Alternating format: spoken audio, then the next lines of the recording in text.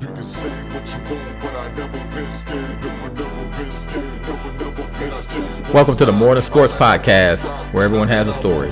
On today's episode, I speak with Antoine McNutt. Antoine played offensive line on the football team for the Chicago Vocational School on the south side of Chicago and received All-State, All-Midwest, and All-American honors during his senior season in 1994. Antoine received a football scholarship to the University of Illinois, where he later transferred to Tennessee State. After finishing his playing career at Tennessee State, Antoine was acquired as an undrafted free agent in 2000 with the St. Louis Rams.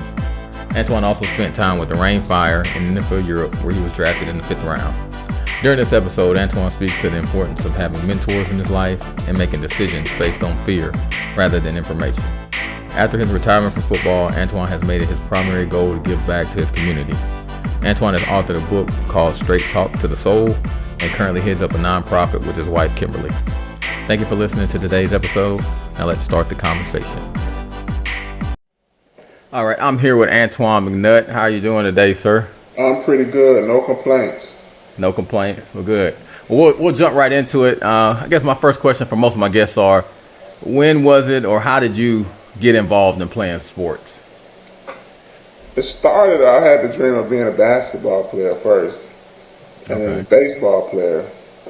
And I grew 8 inches in one summer. So it's the beginning of 8th grade. I was, in the 7th grade, I was like 5'7", 5'8". So I used to play basketball from elementary school. And beginning of the 8th grade basketball season, I went to 6'2". And my coach kept saying, "Man, you look tall. I thought you was tall." He looked at my last year physical and his physical. He's like, "Man, you know how many inches you grew since last season?" And I said, "No, I actually grew all of them over the summer." So I went from 5'8" to 6'2" in one summer. Okay. And I always liked football, but I was like every other big kid. I wanted to be a running back. I wanted to be a tailback. Of course, that didn't happen. And I was pretty good in baseball, but I think I kind of outgrew baseball, to say. I was playing first base. So freshman year come around, I started playing organized football. So I ended up being a football player, and I played baseball freshman year too. So I was 6'3", 330 playing first base. Playing first base. Playing first base. 6'3", 330. That was a sight to see then. Right. And I was also a freshman playing varsity football. Okay. So I know you said you were kind of playing a little bit of everything. So like what motivated you? Just people in the neighborhood or? People in the neighborhood. And I always played street football. And I played basketball a lot too, because coming up on the west side of Chicago, basketball is the dominating sport. Mm-hmm. So if you're from the west side of Chicago, you're going to know how to play basketball. And that was the dominating sport, so that helped me with football. It helped me be agile, helped me with my quickness, helped me with, I was never really explosive, but I was quick for my size, so it helped me with my quickness, helped me move my feet lateral. So basketball was a good introduction to go play football. Okay. So you mentioned. I'm sorry. No, go ahead. So all the athletic part of football was easy for me, so it transferred into pass blocking. I was a natural pass blocker from playing basketball. And then on first base you do splits, so I was kind of flexible to be a big guy too. I was on first base doing splits for playing baseball. So those two things, being the flexibility and the mobility, helped me a lot to just go into football. So you was out there on first base doing the splits? On first base doing splits, yeah. Okay. Yeah. All right. But you mentioned that you grew up on the west side of Chicago. Like, how did that kind of shape you and mold you? Like, kind of as you look back now, like, what did you get out of growing up in that area? A lot of people, they hear about Chicago, but it's kind of what they hear on TV and things of that nature. I mean, obviously you lived it. So what did you think, growing up there, how did that help you out as you look back now? As I look back now, it gave me a lot of toughness. But I used my toughness in athletics. I didn't use my toughness to be in the streets. It made me strong-willed. It gave me a hustle. Like, you got to have a hustle to be in Chicago. Right. You know what I'm saying? It gave me that hustle. It gave me that grit. It gave me that grind. It allowed me to not have fear. Mm-hmm. So I didn't fear nobody or whoever I played. I never feared anyone playing a sport. And I was never afraid to go anywhere. Like to this day, I go anywhere. Like me and my wife went to Punta Cana for our honeymoon, and I wanted to go in the hood. I want to see the real Punta Cana. You want to see the real Punta Cana, right? My wife right. leaving all these notes in the hotel of who we leaving the hotel with, this, and that, and the resort with. You know, because I didn't have no fear. You know what I'm saying? And I think there's two forms of ignorance. There's a form of ignorance where you really don't know anything, and then there's a form of ignorance where you're not scared of anything. And I think my form of ignorance of not being scary, helped me out a lot. Right. Because I didn't know the rules to a lot of things. Like when you know the rules to a lot of things, there's certain moves you don't make. By me not knowing the rules I made unconventional moves that other people probably wouldn't have made. Like I basically transferred myself in high school to go to a school. I went to a basketball school and coming up in the west side of Chicago. I seen the writing on the wall. Nobody was going Division I in football. Mm-hmm. Nobody was even getting football scholarships. Okay. So I'm like, this is a dead end. You know, so I transferred to a school that was known for having football players, and it worked.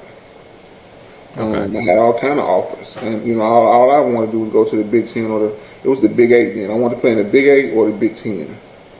I had an opportunity to play either one. I chose the Big 10. I chose the University of Illinois.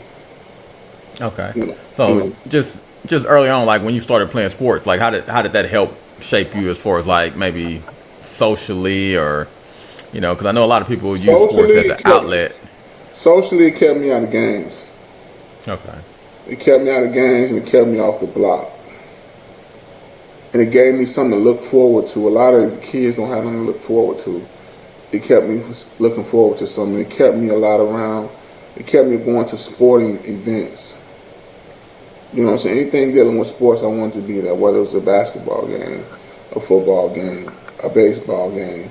You know, it could have been a wrestling match. You know, whatever. Anything dealing with sports, I wanted to be there. Women's basketball, girls softball, whatever it was, dealing with sports, I wanted to attend. You know what I'm saying? It gave me a sense of belonging to something. It gave me a sense of, I guess you could say it gave me a sense of pride because I didn't have to do what everybody else did. I didn't have to follow nobody. You know, I was never a follower. You know, sports really saved my life coming up where I'm from. You know, I seen that was my avenue. This is what I was going to go. And then back then, it was an honor code with athletes that didn't gangbang, and they had futures. You got passes that other people didn't get. So I can go into a lot of neighborhoods, a lot of communities that other people couldn't get because I was an athlete, and I was an athlete that didn't gangbang. They was like, no, he gonna be something. You know, it's not like that anymore. But back then, I grew up when Chicago, old Chicagoans, we call it structure. Chicago had structure when I came up. And the structure was you didn't bother neutrons.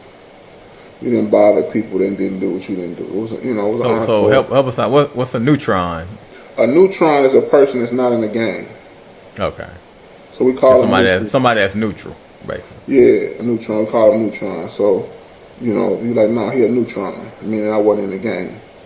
And they said, no, he a neutron. Not only he a neutron, he an athlete. Dude gonna go pro. Dude he gonna go D1. You know what I'm saying? He gonna go to a big school. But it's like, oh, straight up, they be like, man, keep your head up, man. Somebody might even throw $20 in your pocket, $100 in your pocket. You know, so I had that happen to me a lot. You know, so I had the support of the hood. Right. You know, that's major. Cool. You know. Right. You know? Yeah. No, I can see that being really important, man. Like just the neighborhood kind of looking out for you and looking out for other athletes that they see looking to do something different out there. But when I say support the hood, not only my hood, I can go in other people's hoods and have support. Everybody can't do that. Right. You know, especially in Chicago, because Chicago is real territory. When I came up, it was real territory. It still is, but now it's a little wilder because it's block to block. When I come up, it was a little more space. It might have been every 6 blocks or every 8 blocks. You know what I'm saying? Now it's block to block. You know, and they can't help but to shoot each other because they got to walk past each other because they're so on top of each other. With me, you had a little space. You had a little room to wiggle. So how do you think that happened? Did space didn't disappear in Chicago, so did they kind of push everybody in? When they tore the projects down, they moved people to all these areas that they didn't used to live in. So you know, Okay. you went from a bad problem to a chronic problem. So now, when you tore the projects down, you had to put these people somewhere, and you putting them in neighborhoods that not only did they put them in wrong neighborhoods, they put them in neighborhoods that was opposition to what they was used to seeing or being. So you got somebody that lived in the project. Most project people are very territorial. They think everything is theirs. But they'll say, "This is my building." So you want somebody with the "my building" mentality. You put them what somebody's saying is "my block," and you putting them on top of each other. So they ain't gonna do number fight because both of them got the mentality that this is mine. It ain't either one of theirs. You know what I'm saying? None of these dudes pay taxes on anything. You know what I mean? So so Right. you got two. You know what I'm saying? So that's what made it really, really wild. Okay. So, and you mentioned a little bit about old Chicago and how things are a little bit different now. So, like when you hear the word respect, as opposed to like when you grew up to kind of how things are now, like how has that word changed for you as you see things over the years? Man, there's no respect now. There's no respect. There's no honor. It's like it's literally the wild, wild west now. Back then, it was wild, wild west, but it was a respect thing. It was it's a bunch of old ladies on that block. Don't go down there shooting. We'll catch them. They catch them on the next block, or we're gonna catch them slipping. You know what I'm saying? Now they just come shoot the block up, kill all the old ladies, and don't hit the person they're trying to get. So that form of respect is gone. It used to mean something to not shoot around little kids. That form of respect gone. It's just So how do you see that even like when you see athletes now as it relates to kind of respect now, like has that changed from your viewpoint when you were growing up to now, how athletes either get or give respect, either with themselves or in the neighborhood or with now the coaches? what's bad now. A lot of younger guys now face more jealousy. Like we had jealousy back then, but not to the point it is now. Like these dudes so jealous of these young guys that have a future that they'll kill them or they'll try to start something with them. And that's the biggest thing I see. We had our jealous people too, but I think it's more of that now. It's magnified. So these athletes that's coming up in Chicago now, I think they're facing way more jealousy, and they hoping that you respond to them because they really don't want you to have a future because they don't have one. So how do you combat that at all? Like, or can you, from your viewpoint? Like, 'cause Yeah, there's a lot of people playing sports, a lot of people out there that have talent and they're looking to do something with their lives, but and if that's they're getting, another thing too in the city of Chicago. Kids don't play sports like they used to. Kids don't even go to school like they used to. I'll give you a great example. I went to two different high schools. One of them used to have about 2,500 kids. They might have 200 students in the building now. Might. The other school I went to had over 4,000. They don't even have 300 kids in the building. wow.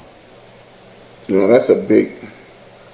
So where are they just not going to school, or they went to different schools?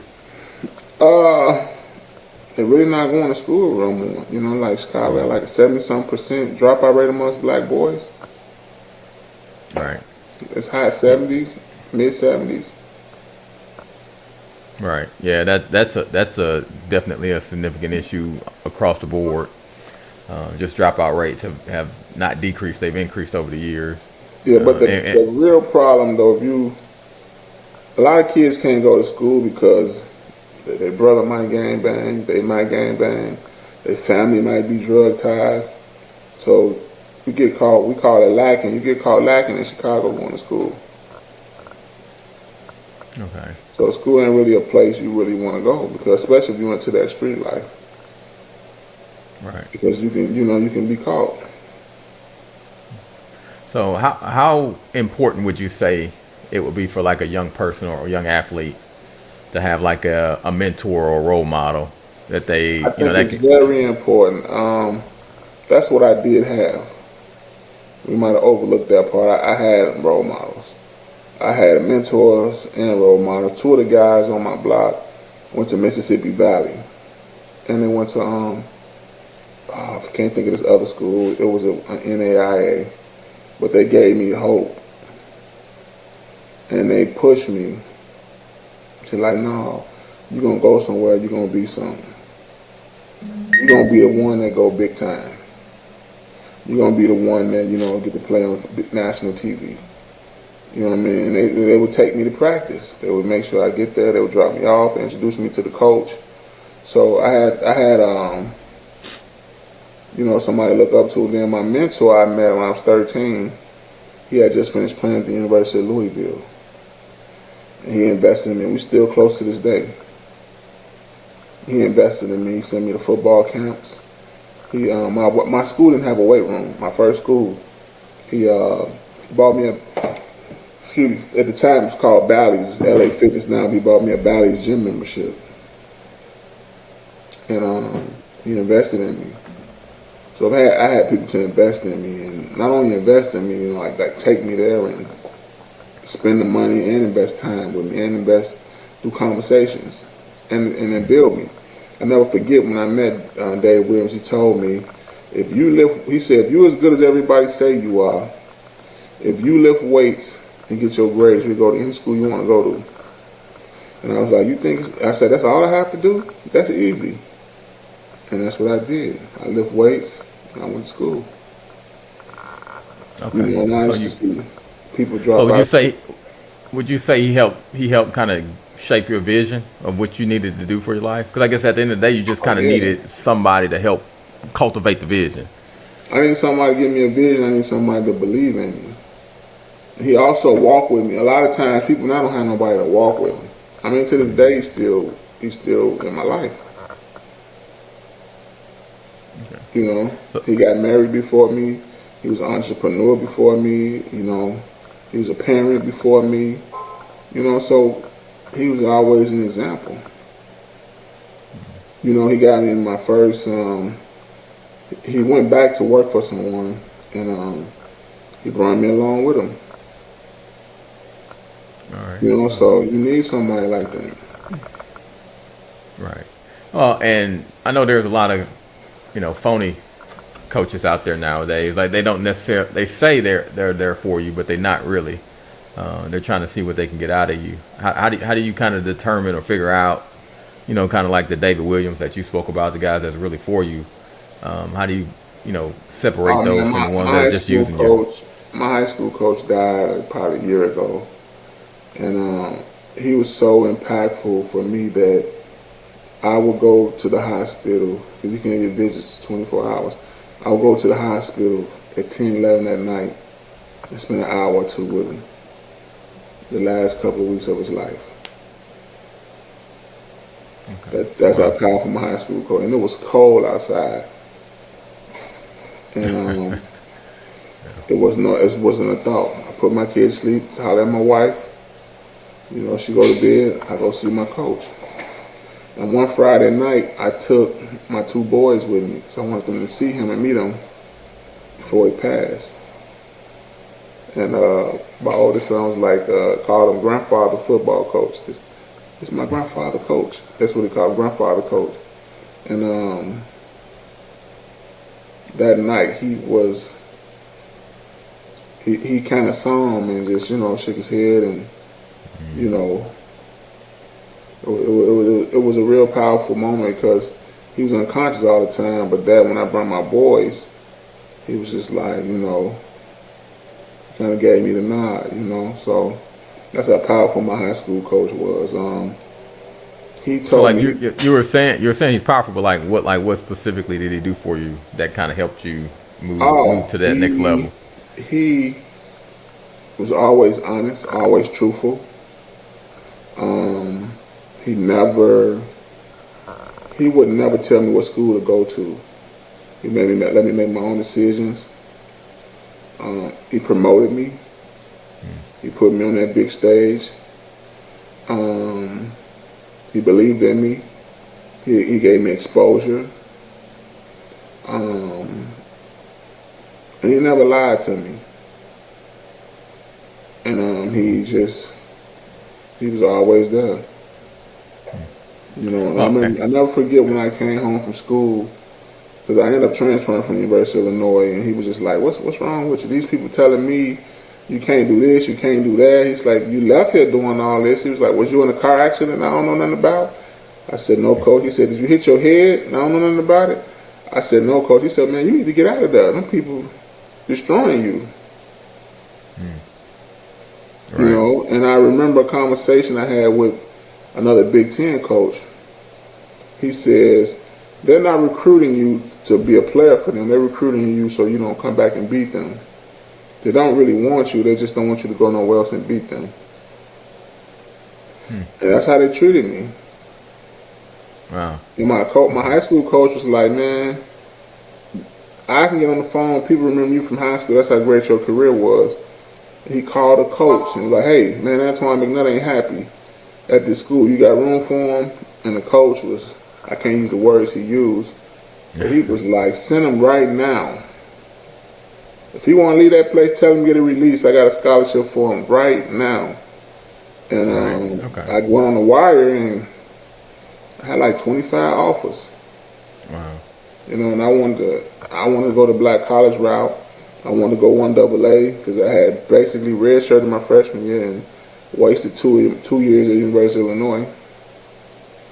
You know, but my coach, I don't think anybody else could have gotten me the transfer but him. You know, that moment he was just like, you know, did you hit your head? Did you have a car accident? How you gonna leave here knowing how to run, block, and do all these things? They telling me you can't do that. He said, you know, my coach used some very sophisticated language, as I like to say. Right.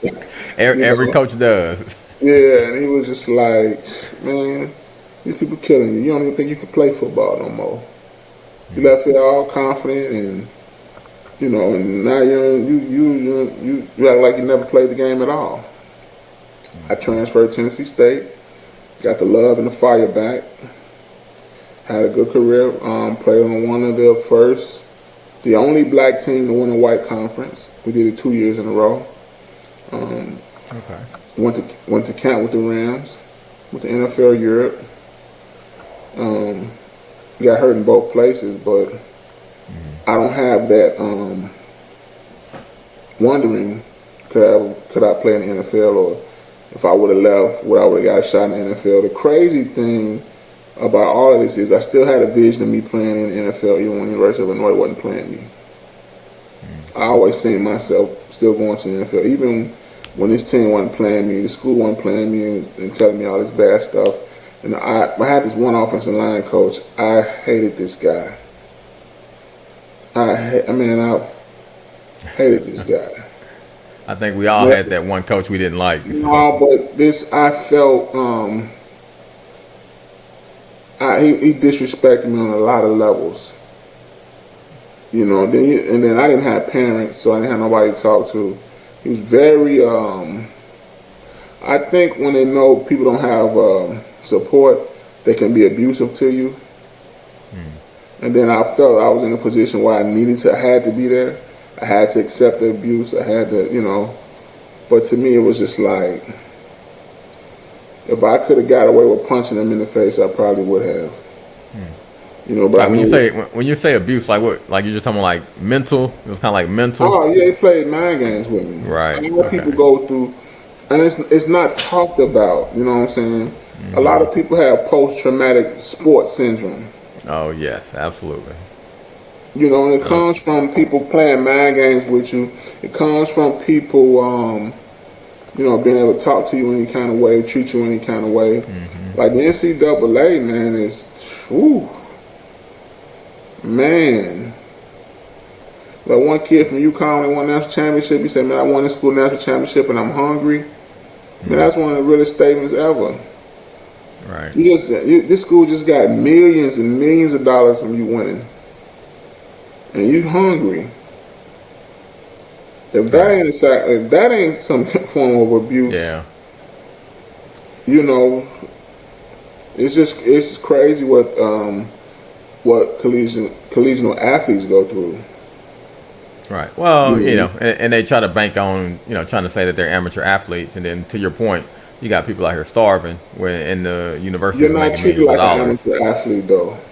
You're not treated like an amateur athlete. You're treated as a profession. You're treated as a. They call you amateur from a money standpoint, but you paying all these college coaches bills. So you're in a business and you're treated as if you're a business product. Yeah. I remember when University of Illinois first signed with Nike. The guy came out and spoke to us. You can't spat over the Nike sign. You can't tape over the Nike sign on your gloves. I was like, man, it's real. Like, man, Yeah. this Nike sign got to always be visible. The school was paid for us to wear Nike. It was a Nike sponsored school. Man, I was watching all the Nike merchandise sell. We didn't get anything. Right. That Nike No. sign had to be visible. Yeah, You know? and so we're as it is then and even now, like how do athletes now advocate for a piece of the pie? I know there's been a lot more conversations as it relates to that for athletes to be paid, but where do you think there needs to be a shift for that to happen? Well, it's a little different now. I have a friend that coaches. They're telling me kids get I forgot what cost of living or something, some kind of cost of living expense. Yeah, So they're getting like some stipends, I think now. yeah, but they nice amount. They well compared to what we had was getting that nice amount of money. Like some of these kids getting, some money now. They can feed themselves now if they have Right. to. You know what I mean? So we weren't getting enough money to feed ourselves like that. We had varsity table, but you had to wait till at night to get that. Right. You know. Just And then, just and kind then of if you go to a black high, I transferred to a black school. Oh my God, the difference in facilities is my high school was better than some of the stuff they had. The practice field at my high school was, and I went to a public Chicago black public schools. You know what I'm saying? So they put no money in public schools, especially the ones that's not Whitney Young or Lane Tech at the time. We wouldn't get no funding. You know what I'm saying? So. But some of my practice facility at CVS was better than the one we practiced at Tennessee State. And then the food is is unbelievable what they feed kids at them schools. Like I never ate food there. It was that bad. wow. And I was just like, man, if you see what they feed kids at the University of Illinois compared to here, or what our varsity table looked like our home games, Marvin, we stayed in a cabin. The mattress was this thick in that cabin, opposed to being in a 5-star hotel. You're basically on a cot. Right, we eating Olive Garden, opposed to being at Alexander Steakhouse. And that's the difference. You know what I'm saying? We eating Domino's pizza with a Snick and a Gatorade, opposed to having the cooks at the hotel. Right. I'm like, the nutrition was crazy. But I was happier there because I didn't have to go through all the mind games and all the politics and all the, the mental games. Right. And I think a lot of people don't understand that, that there is some politics as it is with players and coaches. And whether a guy recruited you or he didn't recruited you, whether he liked you, he didn't like you. That's another story too. I was recruited by Luke Tepper and them, and Ron Turner and them got the job, so I wasn't one of their guys. So that was a whole nother political game, and you can feel when somebody don't believe in you and don't want you there, so they treat you like that. Right. Well, and like I said, that may have something to do with the mind games that you were saying. They were actually just trying to condition you to quit. I think everybody, but a lot of people been in relationships, and the person don't want them. You know how that feel. But imagine if you have to be there because it's how you pay for school, and this is the only way you could pay for school. So you're in a rock and a hard spot. It's like you can't tell your parents and. Can't tell your family you're the first generation person to ever get a scholarship in your family. So it's pressure right there. Well, because Then you really at take that point, that's your livelihood. Like that's your right, job. So, right, exactly. And then I ain't really had no to nowhere I can really go. I couldn't drop out and go live with somebody. So it was like you was right. forced to go through this. Right. So I do have a question. So as it like just kind of speaking on education, I know I've spoken to a lot of people. Like once you got to like the University of Illinois, do you feel like you were prepared No, academically? no, Okay. no, Okay. no. Well, I learned how to read in college. Okay. You Really? know, no, I wasn't prepared, not a lick. But the thing that prepared me was back to the original question you asked me, like the hustle, the grind, I ain't quitting, you're not gonna beat me attitude, and I took that same strength and went to the classroom with it. So I was working with tutors all night, Wow. just to get a C or a B minus. Like I was working for them grades. You know what I'm saying? Like I'd be up all Well, night. and, You and when know, you say you couldn't read, I'm pretty sure you could read, maybe just not at the level they maybe wanted you to. Because I know you probably had to pass them. Well, I guess as it relates to passing classes and things of that nature, were you kind of passed along like most athletes were in class? no, it wasn't like that at U of I.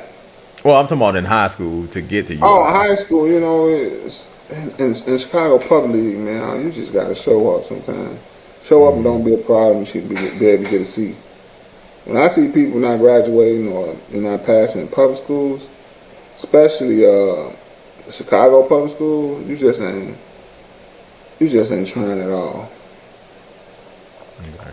But I mean, like, of course, I was passing on. But it's a brother I do want to talk about. Two bright spots in the University of Illinois. There's a lady named Josie Run, a retired teacher, and there was a brother named Derek Gilmore. He's now an NFL agent. Derek Gilmore invested in me. Josie Run invested in me. Josie Run, she was like, I was a little hesitant because I had never really been around white people like that. And she was like, don't look at me as being white. I'm not looking at you as being black. Because I was very uncomfortable working with her. And man, she ended up being another grandmother to me. cool. You know what I mean? She poured into me. She taught me how to read, and she put a lot into reading with me. And then Derek got me tested. And I never forget, I tested at third grade reading level at the University of Illinois. And he made me read to his secretary every day. And before the year was out, I was reading all kind of books. It started off Wow. as the newspaper. It started off as Sports Illustrated. But before the end of the year, I was reading everything. Wow. And she was cool. Just needed somebody to believe in you. Needed somebody to believe in me and work with me. And I used to be so mad. And then at first I was ashamed. And the girl he had me reading to was so cool about it. And she would be pushing me. I wouldn't even know it. And she would be getting books on different levels. And I was just, man, boom, boom, boom, boom. And it got so cool to the point I have a dictionary. If I ain't know a word, look it up, see what it meant. Look how to break it down, how to breaking the syllables down and pronunciation and everything in the dictionary. And I just started becoming fluent. I just started wanting to read a lot. Right. So how did you kind of handle the rest of your classes when you were there at UII? Or that was just something that you kind of worked through, like the reading piece with tutors and study hall, or was that just something that was a constant struggle? I had a tutor for every class, man. They used to laugh at me because I believed in tutors. And I would get tutors that wanted to make money, man, I'm trying to make some money, man. Cool. So I'm trying to learn something. So we was a match made in heaven. Right. Okay. Just kind of going back to your time in high school. You said you transferred from Marshall to CBS. Yes. Like why did you decide to transfer? Because I say that because like a lot of people, they'll stay at a school even though other schools may be looking for them to come on board just based on loyalty. And I know, sometimes if you spent a year or two or three at a school, you're not going to transfer Yeah, just I went to based Marshall on for that. I went to Marshall for 2 years, and I saw the writing on the wall.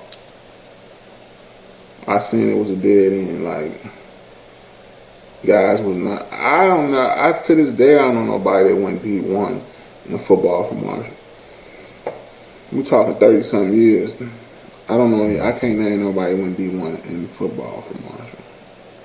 I don't even know nobody that was really passing the ACT. Like, we had these great men's and girls basketball teams, but they always had to go to junior college before they went D1. I think one girl, no, she went to junior college too. They went to JUCO, then they go D1. Right. I'm just like, man, I ain't finna be like this. But the school I transferred to, these boys going D1, they passing the ACT. Every year they had somebody. Like, before me, they had Big Greg went to Oklahoma.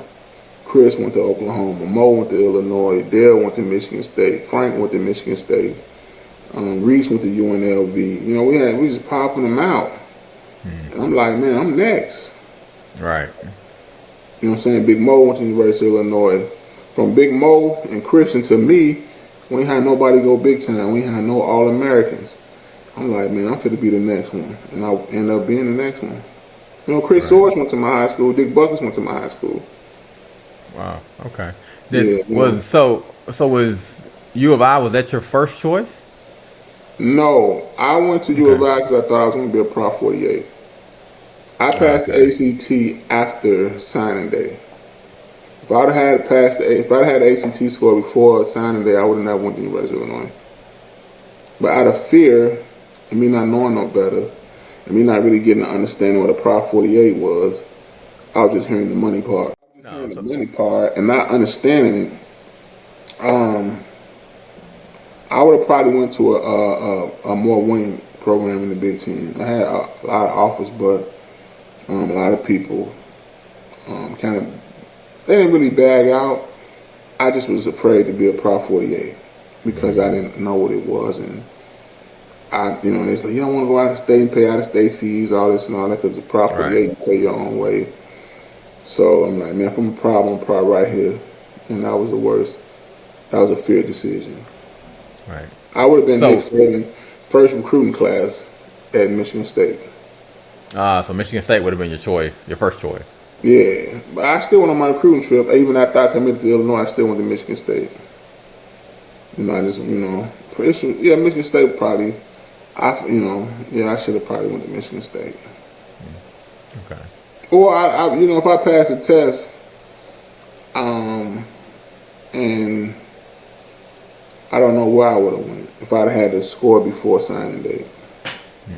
But Illinois and Michigan State, I limited, and Iowa State, I limited it to them. If I'm a prop, I'm gonna go to one of these schools. I think they were the cheapest to go to if you're gonna be a Prop 48. Right. So when you transferred to CVS, was that how did that work in Chicago? Were you still in the same part of town? Since it's all over, I can get some of the secrets up. Okay. My dad had just got out of jail. My dad been in prison, still in prison to this day, about 85% of my life. He got out of jail for about a year or so during this time. And I convinced him to transfer me. And the thing was, hey, my dad's got out of jail. He lived on the south side. Mind you, it took me an hour and 30 minutes to get to school every day. I had perfect attendance too. I had to take 2 buses and a train. No, I had to take two trains. No. Yeah, I had to take 2 buses and 1 train. I took a bus to downtown. I took a train to 87th Street. I took the 87th Street bus over. It took me an hour during rush hour. Even getting on the express buses, and it took me an hour 30 minutes to get to school every day. Wow. So CVS is on the other side of Chicago, southeast side of Chicago. I live on the west side. So I get my dad. He just got out of jail. I get him to transfer me, and my dad just bought into what I was saying. I'm like, look, I don't want to go to school. I said, ain't no school on the west side I can go to and get a football scholarship. I said, I'm getting me a football scholarship. I need you to help me transfer me here. This the plan. You know, and it worked. We used somebody's address on the south side. Okay. I've never been to the house. I didn't even know what a street was. I had never been on Phillips in my life. I didn't know what a street called Phillips was in Chicago. I think my address was 78th and Phillips or something like that. And I remember this girl saying my report card. She was like, "You live on 78th and Phillips?" I said, "What that's that?" She started laughing. She said, "I know you ain't live over there," because she said, "I live on 78th and Phillips and I ain't never saw you." You know what I'm saying? I Right. said, where Phillips at? I don't know. She said, "How you use this address?" I'm asking all these questions. You know, so that was my address, man, and Right. rest was history. Right. You But know, you kind of had a goal, you had a plan, and you were just gonna make it happen, you know, however make way it you happen. could. I felt if I it's just like so that was my first move, right? That was my first move that I envisioned. If I go to CVS, I'm going big time, I'm getting a scholarship. It worked. So I guess University of Illinois, and I said, if I get out of here and go to a black college, I'm gonna go to the NFL. I seen it right on the wall there. It worked again. So why Tennessee State? I chose Tennessee State because they had a lot of players coming back. Even after my junior year, was a lot of us that were juniors that would come back. So my mind said, even if we're not good, at least we'll be good the next year. We end up being better than anybody expected. We won OVC. And we had a lot of transfers. We had a guy from Michigan. We had a guy from Hawaii, Kent. We had some transfers. And we had me. I was transferring in. And then Tennessee State was building these new apartments. Because I was big on, I didn't want to live in no dorm. I didn't want to live in no regular apartment because going to HBCU, the facilities are not good. The housing facilities are not good. They had these new apartments. They threw the ball. The quarterback was a junior. He transferred from the University of Pittsburgh. So I'm like, man, I can do this. They had a solid offensive line. And they sold me on that, man. I was the missing link. You know, it was like, man, we get you, our line solidified. And all of us went to the NFL except one guy off that line. The reason he didn't go because he had bad knees, but I think he was the best out of us. He was strong, he was smart. You know, I think to ask me, he was the better one out of us. He was built low to the ground. So 5 of us would have went to the league. So coming from U of I playing in the Big Ten over to Tennessee State, I mean, I know there had to be a significant drop in the level of competition. Yeah, it definitely. But yes, but we played in a white conference, so it wasn't. It was still a big drop. The guys wasn't as bigger, wasn't as faster, wasn't as stronger. Wasn't as hungry because a lot of them knew this was their last time playing football. Opposed to a University of Illinois, the guy from you going to play on Sunday. He knows this, so he's playing against you to be playing on Sunday. So yeah, it was a big difference in talent and schemes. And then when we played other black colleges, it definitely was a big drop off in talent and schemes. Right. So did you finish your career out? I don't mean no disrespect saying it like that, but it was the truth at the time. Well, I mean, I think you kind of spoke to that anyway when it relates to like the facilities, and even as we're looking at HBCUs now, you know, a lot of the talent that was initially funneling into the HBCUs, like the Steve McNairs and the other names like that, you know, these D1 colleges started pulling them. They started recruiting them a lot harder, and that just, you know, that hurt the HBCUs, man. And I know, you know, Not only that, you know, coming out of high school, HBCU didn't even recruit me. I didn't even know they exist. I knew at Jackson State because of Walter Payton, you know me being a Chicago Bears fan. I knew Richard Dent went to Tennessee State. But none of these schools recruit me. I couldn't tell you what Jackson State was. I couldn't tell you what Tennessee State was. They don't even recruit. They wasn't even recruiting in my area like that. You know? Well, and just help help me and the listeners, like as reference to like your high school career, like what was your, like you finished all state I and was a honorable mention parade All American. I was all state. I was all city. I was all Midwest. So I had some high honors coming out of high school. well, and I'm saying that you had those high honors, would those HBCUs even thought they had a chance of recruiting you?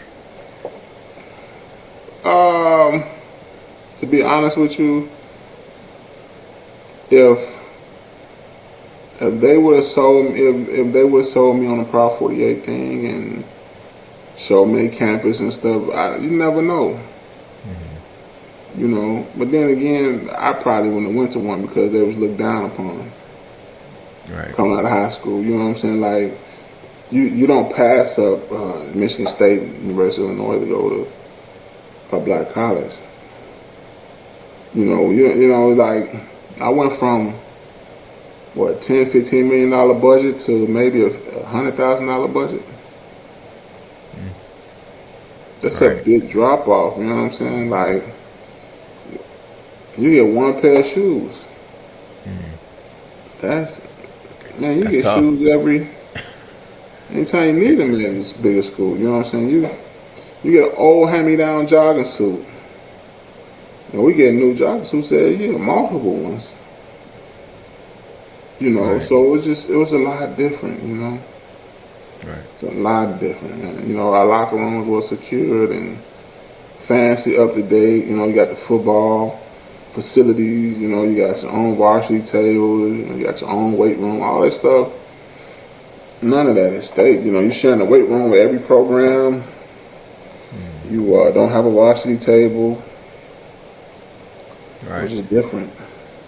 So you kind of finish your playing career at Tennessee State. Yes. Did you kind of finish out and graduate, or did you? Oh, definitely. That's what I went there for. I went to Tennessee State to go to the NFL and graduate. Okay. So they both have. So after you played your last season there, you just automatically declared for the NFL, or you Yeah, finished after I actually left school once the last semesters and went to New Orleans and trained with Tom Shaw. Okay. And it was going well, but I actually wasn't used to training like that and pulled my hamstring working out. I had 14 teams. We had 14 teams working us out, and I pulled my hamstring. I was the first person to run the 40 and pull my hamstring. The blessing is the week before that, the Rams came in and worked me out, and I had a great workout, and they signed me. But I was projected to be drafted between the 5th and 7th round that year. But I couldn't work out for nobody because I was hurt. And you know, in the NFL, it's like going to the grocery store and then you want to buy some meat or some ground beef and the plastic tore off of it, you're going to put it down. That's how they treat you. That's how they treat you when you're hurt in the NFL, you know? You know, so. But to your point, like you said, you did have an opportunity to work out with the Rams ahead of time, and then you know you said they ended up signing you, so you're an undrafted free agent, and then they brought you on. Right. So kind of tell me how did that work out when you first got to the Rams facility and whenever they brought you in, or at least tell me about when they gave you the call to let you know they were gonna sign you. Oh man, I never forget. I was playing Madden with one of my friends from South Carolina. He didn't play football. We was playing Madden and FedEx came and my contract came. And we were just looking at it like, man, what you'll be making. I'm like, yeah, it's crazy. You know, so we looked at the contract was like worth 1.2, 1.3 million for 3 years. That's not a lot of money, but that's a lot of money when you fresh out of college, you know? Yeah. So it was just like, wow. Yeah, that's a lot of money for 3 years of anything. Right. I was like, wow, you know, I can make this amount of 100,000, so many hundreds of thousands this year, so many, and then each year the pot got bigger. And I was just like, man, this my name on here, you know what I mean? So it was like, it was surreal, you know, it was just like, you know, you work your butt off to get here, and everything started flashing across me, you know, going to high school for an hour and 30 minutes every day. Lifting weights after school, running the hallways, running the steps, transferring. When I transferred, everybody was saying all this negative stuff. When I transferred from University of Illinois, everybody was saying all this negative stuff. And for that moment, everything was worth it. Right. And then going to a camp, and they had just won a Super Bowl. And I never forget when I was coming in, and the janitor said, "Hey, Rook, you got to give me another one of these." He showed me his ring. I'm like, man, the janitor got a Super Bowl Janitor ring? got a ring? Wow. Right. Okay. I'm like, the janitor got That's a Super cool. Bowl ring. He said, "Man, don't come here if you ain't going to give me another one of these." I'm like, it's crazy. The janitor got a Super Bowl ring. So I was like, wow. So it was kind of cool, man, seeing them get their rings and they celebrating and, being a part of that and, going to camp and being in mini camps. I remember my first mini camp, I was wore out. I wasn't used to the speed. I wasn't used to the tempo. None of the rookies was, That was like, I was wore out. I was so glad that thing was over. And the second mini camp wasn't as bad because, the first one, it just seemed like it was grueling. Right. So how long did you end up staying with the Rams? I got cut during camp, Okay. I get cut. I go back to school because I left school early, finish my degree, and go to NFL Europe and tear my bicep in NFL Europe. Wow. So again, and then after not playing for a year or so, the Baltimore Ravens called me and said, "Man, pack all your stuff. If we like you, we're gonna sign you on the spot." So they signed me, and I'm sorry, they didn't sign me. They told me to bring all my stuff. I was working with some kids, and I told them, "Man, I got a chance to work out with the Baltimore Ravens. If they like me, you won't see me. If I get cut, I'll come back." And they started crying.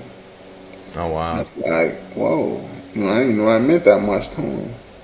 It's like, "Man, you leaving us for this little girl I never forget. She said, you leaving us for some dumb football?" And I was just like, this is my dream. And I didn't make the team, but I learned something. I wasn't ready. I wasn't prepared, let's just say. And I was just like, you thinking you've been at the game for so long. I actually hadn't played in 2 years, and they brought me in for a workout. So I had pretty much made my mind up that I was finished chasing a dream. And they brought me in after I said I wasn't going to do it no more, and for a workout. And of course, I wasn't in shape. And they signed like 3 or 4 guys out of that bunch. They brought like 8 of us in. So how did that work? Did you have an agent and your agent kind of worked through that, or they just knew about you? I had just signed back with this guy, and my buddy called me to play for the Ravens. That played with the Tennessee State. He was like, "Nut, they're about to call you. They asked me about you." I said, "Man, Wink, I ain't played football in 2 years. They still checking for me?" He's like, "They're gonna call you, man. We need 2 linemen, and we're trying to bring so many in camp." Then they asked me too many questions about me. They got to call you because they asked me too many questions about me. They brought me in the meeting and asked me questions to me about you. And sure enough, he told me that on a Thursday. They called me on a Monday or Tuesday. James Harris called me. It's like, "Hey, we're going to bring you in for a workout. Bring your stuff. Be prepared to stay if we like you." And they brought me in. So how did your mindset change though? Like you said, you had already pretty much knew that you weren't going to play anymore. That's what my mouth had said, but my heart still wanted to play. Right. You know what I'm saying? But I wasn't in shape or nothing. They'd have called me a year earlier than that. I was in the best shape of my life. Right. But it didn't happen. I needed to stay consistent for 2 years, and I won. I was consistent that whole year and didn't get no call. Kind of broke my heart because I was the smallest I had ever been. I had got to like 300 pounds. I was in shape. I was strong. I was ready. Because when I was in camp with the Rams, Jackie Slater had showed me some stuff. And, that was surreal. Jackie Slater was like one of my idols. Right. And I'm like, man, I'm talking to Jackie Slater. Jackie Slater showing me techniques. Like I had wanted to be this guy my whole life. You know what I'm saying? And like, what's the odds of you going to a team that your somebody you looked at as a hero played for? And Jack Slater played left tackle for 20 years in the NFL. Right. That was a man to me, you know. Him, Anthony Munoz, and Larry Allen, them three was like football guys to me. You know, and I get to meet one of them, and he talking to me. Like, they told me you from Black College. You know, and he showing me stuff. He was like, man, look, he telling me stories. He's like, I never forget when Eric Swan came in the league. I thought he was going to kill me. Everybody was talking about how low to the ground and get this. He said, man, I use this technique. Because he was telling me I was too high on my run block. He said, I was using this technique. And I started doing the stuff he was showing me, man. I started moving guys off the ball. And they let me go. I'm like, man, I just was learning. Right. And, yeah, so he was, you know, he had an honest conversation with me that I care not to share on the camera like that. Because it was personal, you know what I'm saying? Right. And, right. So how was it like once you kind of came home, like were people, I mean, I know you kind of had to explain to everybody that you wasn't playing anymore. Like how was that received? Oh, when I first got cut, I locked myself in the basement, man. I didn't want nobody to know. I didn't want to be bothered with nobody. Right. My friend had to come get me out like, man, we ain't finna do this. I had a lot of shame.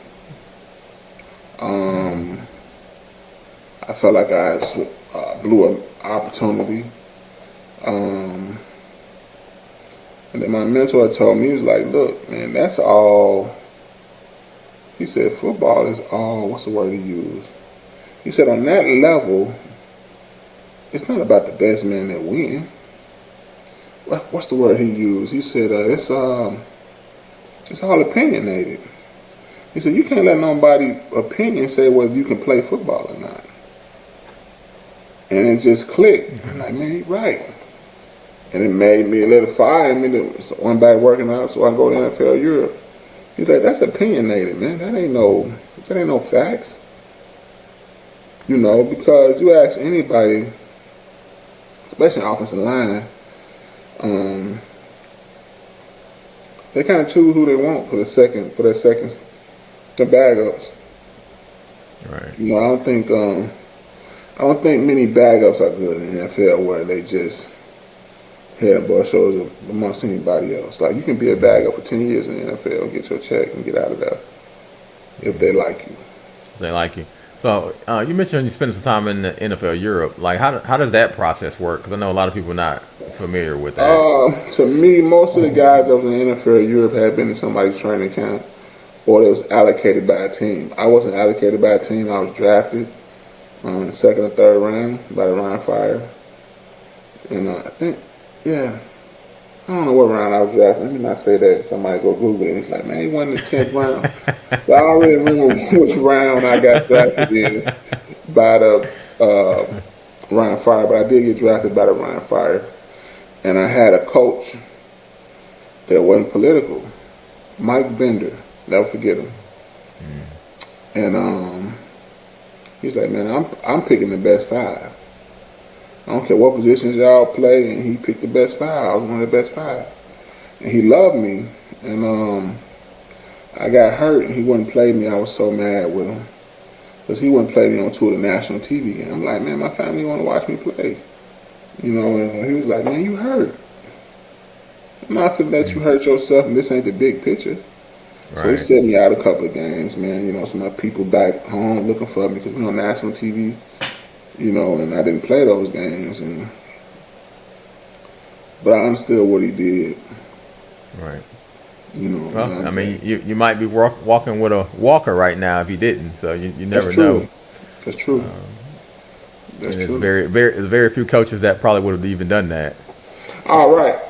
Yeah, they care about you. That's true. That is very, very true. But he looked out for me. He taught me some things. And I was feeling really good, and I felt like, you know, I had teams calling, and the mistake I made is I switched agents. And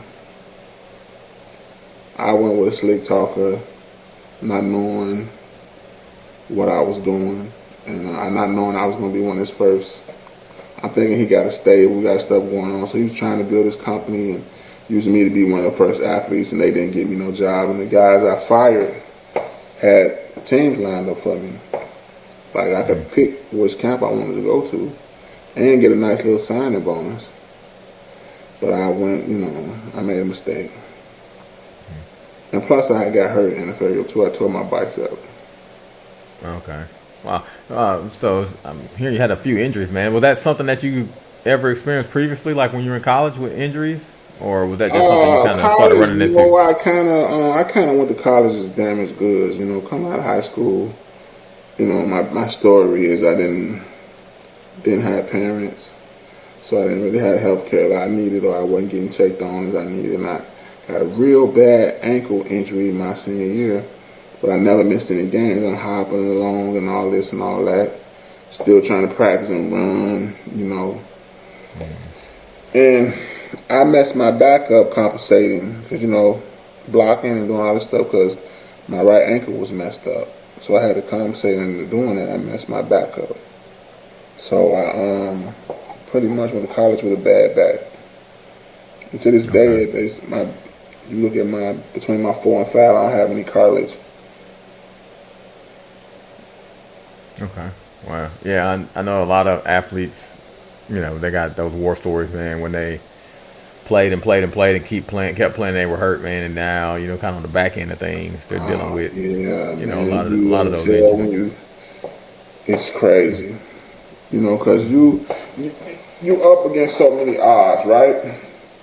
First of all, you come into the NFL, you're competing with a guy that has a family. You don't have a family. So you already kind of lost right there. Because this guy got a different thing he's playing for. He playing for his wife, his kids, You just trying to have fun. You just trying, So the mentalities are different. He's already in a business mind state.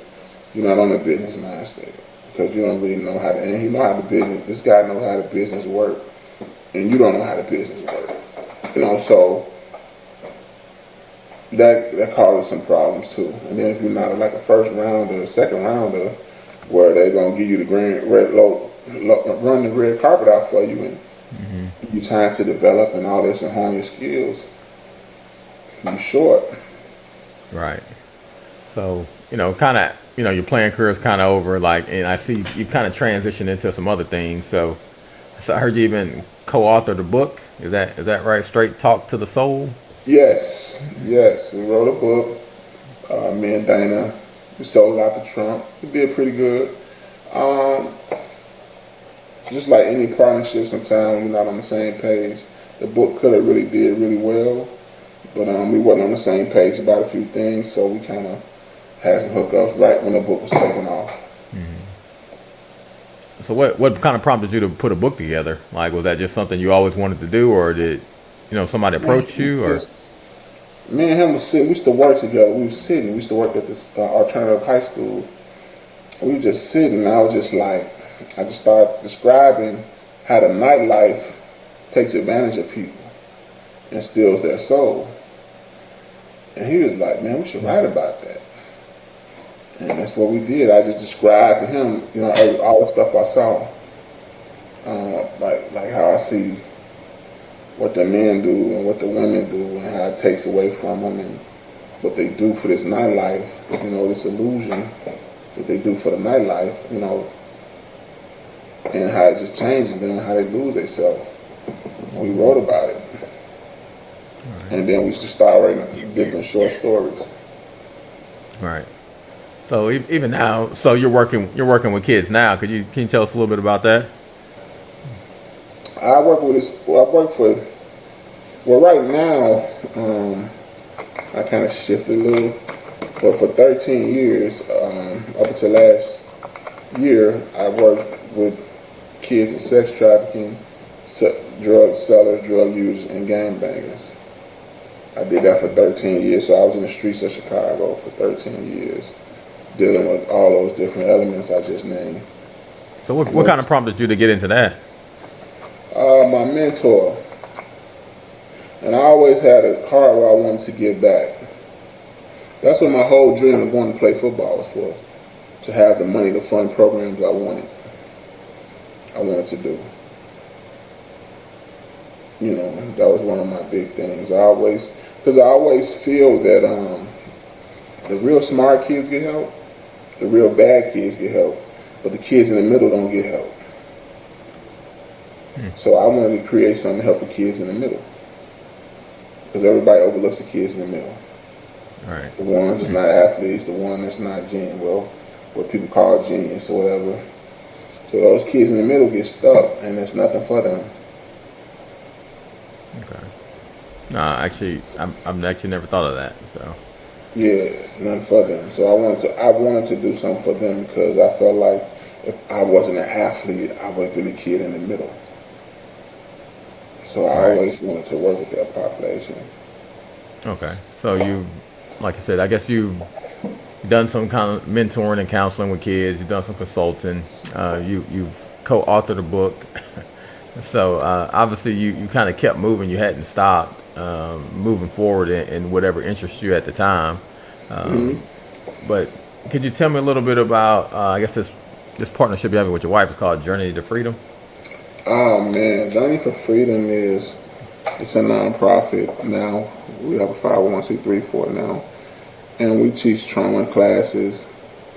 We teach, we do a lot of stuff. I don't want to get too out open because we still getting some trademarks and stuff solidified. But we do a lot with Journey for Freedom. And also we have Brilliance by Design, our LLC. But we do a lot. We do a lot of life coaching, business coaching, transitional coaching. You know, we do a lot of that. And we have success. We have I've worked with NFL players, NBA players, doctors, lawyers, you know, whoever, garbage man, whoever. Right. You know, whoever want to, you know, change their life. Well, it seems like you've kind of taken a lot of stuff that, you know, you kind of went through growing up, you know, on the south side and the west side of Chicago. You know, a lot of the injuries, a lot of the adversity that you've had, and you still had an opportunity to kind of pivot, man, and still reach back and help the community, man. And that just seems like that's great. Oh yeah, I had to pay it forward because I had so many people help me. I mean, Miss Abel helped me pass the ACT. That's like my aunt. We're still close to this day. Dr. Green went out our way. That was my principal in high school. My buddy's mom, the Jacksons they are a second family to me. They put in, you know, the Anderson family. So I had a lot of people really extend them. Miss Banks. I had a lot of people. Coach Cox. I had a lot of Coach James. I had a lot of people that's rooting for me. And I think that's needed. A lot of people believed in me. I had a lot of people like, you're going to be something. We're going to make sure you be something. You know, I had that village behind me. Right. I had that village from, on so many levels, from the street dude to the principal, to a doctor, to Dr. Green, you know. So you had that different level. Then I had my aunt, uncle. So when you have those grandparents, when you have those supports, that support like that, you have to win. You have to. Right.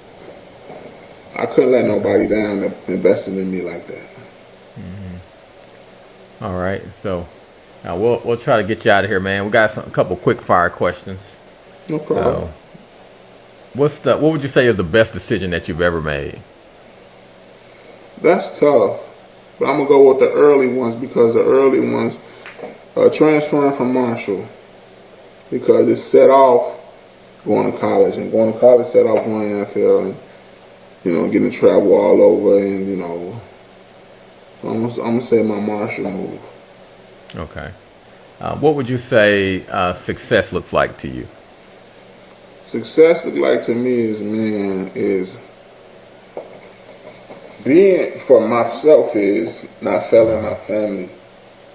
I felt my community. That's success to me. Helping somebody. You know, if you ain't helping nobody, you ain't really doing nothing. It's all about you. You got to be selfless. You know, that's success. That's success to me. And what will people say about you at your funeral? You know, I went to some funerals, Yeah. man. The only thing they said, man, he was a good dresser. That man had a whole lot of women. You know, Okay. having, you know, if that's all somebody could say at my funeral, I didn't do anything. You know, I want my wife, my kids say that's a man in that hole. I know what a man look like. You know what I'm saying? I want, you know, the kids I work with to be like, nah, he was the truth. You know what I'm saying? He was honest. You know, that's what success look like to me.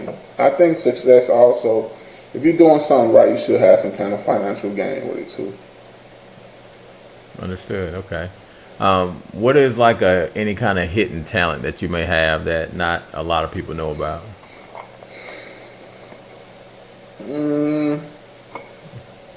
I feel things, Okay. and that gift saved my life a lot of times. I would either come after they finish shooting up something, or I would leave before they start shooting up something. I just had this feeling like, man, let's get out of here. No, I can't talk to her. I just had it. It's this feeling I have. I get this feeling. Right. Okay. All right. And I guess we'll check this last question on your Chicago card. Okay. Top Chicago pizza. Pequod's, Geno's, Giordano's. It depends on thin crust or thick crust. I'm a real Chicagoan. Right, If I'm gonna go thin crust, I'm gonna go home run in Beggars. If I'm gonna go deep dish, I'm gonna go Geno's East, and then I go Giordano's. Okay. Or I might even go Illuminati's on a deep dish. On deep dish. Okay. I've But not been to Geno's East my Illuminati. number one spot. Geno's East my number one spot Okay. on the deep dish side. But thin crust, I'm going home run in all day. Then I go with Beggars. All right. Well, good, man. Well, good deal. Last question, man. Who would you maybe like to see next on the podcast? Who would I like to see on the podcast? Larry Allen. Larry Allen. Okay. Larry Allen. I like Larry Allen. That'll work, Larry man. Allen. We'll get him on. Okay, cool. Larry Allen. All right. Well, no, man. I appreciate your time, man. Taking some time out, man. To tell your story. It was definitely informative, man, and I appreciate the time today. No problem. Anytime. All right. Thank you for listening to the More Than Sports podcast. Please like, subscribe, and set your notifications so you can be up to date on new content. Also, if you have a story you'd like to share, please reach out to us at mystory@morethansportspodcast.com.